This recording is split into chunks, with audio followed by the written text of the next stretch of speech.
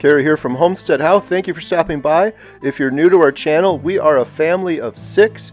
We've been homesteading here in central Wisconsin for about 7 years now. Our YouTube channel has grown to over 12 million views, and about 4 months ago we took over our small town movie theater. My wife, my daughters, and myself purchased our beloved small town movie theater, and we've been having a blast running it ever since. And in today's episode we're going to share some of that family fun with you. Plus, we have a lot more going on besides just the movie theater. We have a whole bunch of family over to the house. We throw our annual brat party, and it is a blast. We make up over 100 brats.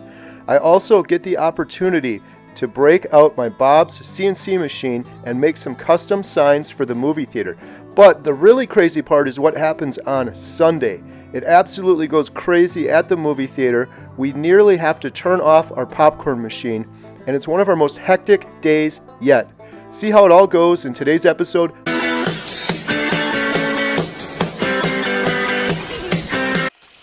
Last year on HomesteadHow, I assembled our wood CNC machine from Bob's CNC, and I've been having a lot of fun with this, but haven't done much with it since we took over the movie theater. I need to make some signs for the theater. There's some employee-only doors at the theater. There's our letter room, there's a cleaning room, there's an office, and so I wanted to make some really nice looking signs but have the wood routed out with the letters in it. So that's what I'm attempting to do here, and I'm designing the first one using a program called VCarve. My VCarve program generates what's called G-code, and that's the instructions that are sent to the router so it knows where to cut everything out. But there's lots of little important details that you have to get right to get a good project, and I messed up big on this one. See if you notice what I did wrong here. Leave a comment down below.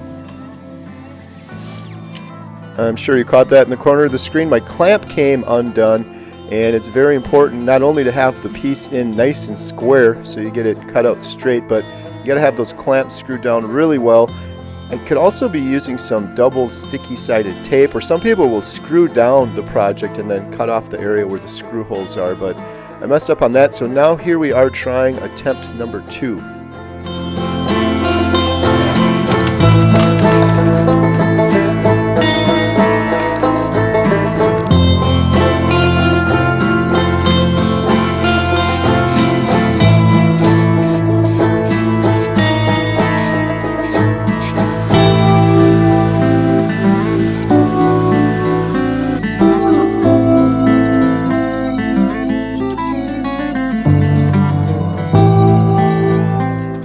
So this one turned out all right, but far from perfect.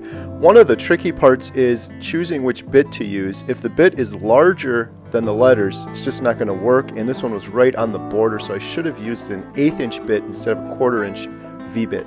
For this next one, I changed my settings and I went a little bit deeper, and I was experimenting. It just looked like a Sharpie marker would fit perfectly in here, so instead of doing the spray paint and then sanding it off, I tried doing it this way. Started off looking pretty good, but ended up not looking that great. That's a big part of this process, is trial and error and learning. We've done a lot of signs. They usually turn out really good. The larger ones are a lot easier. When you get down to some smaller fonts like this, it gets really, really tricky. So I ended up running out of time, but I was able to make 3 different versions with 3 different techniques, and I really like this first one better. I just have to use the correct bit. I'm going to do that for all of the signs and install those at the movie theater in the next episode, so stay tuned for that. It's Friday morning. It's the coldest day of the year, and we have a private party at Montello Theater, and since it's so cold I decided to turn on the fireplace. We are having 80 for Brady tonight, but we also have a private party that's coming in shortly, so we're getting ready for it. It's going to be 11 o'clock parties, and then we have our showing tonight at 7. I'm making the popcorn, Carrie's getting everything else ready. We're a really good team together.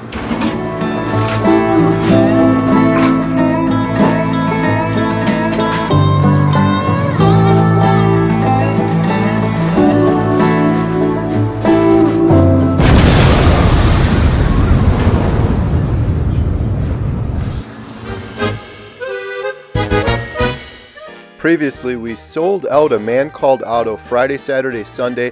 We went on to show that movie for 3 weekends, and it was very, very busy, and we're so thankful. I'm so blessed that I get to do what I love doing and document these adventures so that someday when I'm an old man, I'll be able to look back on all this fun I had with my family and everyone that's coming out to the theater. So this was Friday night. Alyssa was there to help. And after the movie, we give away any popcorn we have left for free on the house. And we sit and talk to people, thank them for coming, and discuss the movie, see if they liked it. And it's always a bunch of fun. So Saturday morning brought our third annual brat party. This is a whole bunch of fun. We have this big meat grinder, and once a year, for 3 years in a row now, we have a bunch of people over and we make up a lot of brats. Everyone brings their own meat. I provide all the spices and the casings, which is the gross part you see on the screen here. Listen, this is just the gross part, okay? You could have told me that. It's fine. It's not fine, it's disgusting. We're making brats. We're making brats.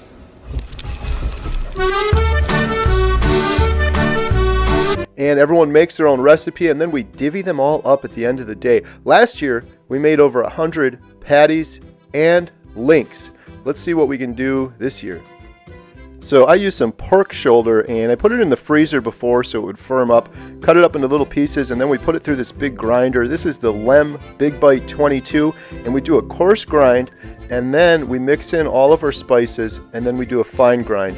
And then we let everybody else do the same so that all of the meat is ground up, and then at the end we go through and do the casings. So we're getting better and perfecting this process. One of us will push the meat into the grinder, and then I'll usually be the one pushing the meat into the casings. And then we have Mike here who's doing the links. So we were able to get a whole bunch of sausages done in short order. Different flavors too. Keep in mind everyone's recipe was different. I think we had 4 or 5 different recipes going here. This year we had some really good recipes, and we learned to wait and refrigerate the brats overnight before freezer bagging them. We had over 100 links this year, which is actually a lot more than last year. Last year we had 100 links and patties. Now we had 100 links with different recipes. So really looking forward to this. These are absolutely delicious. Plus you get a variety of tastes with the different recipes. And it's really good too because it's pretty healthy for you. A lot of the brats you get in the store have all sorts of additives and things that aren't so good for you. This way you know exactly what's going into them. Saturday night after the brat party, the entire family came out to the theater to watch 80 for Brady, and that went really well. And then Sunday morning, we had a blast back on the homestead.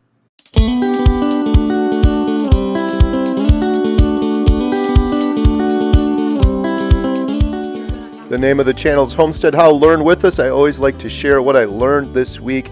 And I guess this is something I knew but was reinforced this week, and that is, not to sound corny, but the importance of family at the end of the day, at the end of one's life. Thinking about the movie A Man Called Otto, when I'm old and all alone, family is really all that matters. That was a fun part of this brat party. We had a ton of family come over for it. Grandma, look! Beautiful. Yep. Keep going. Put another dot down.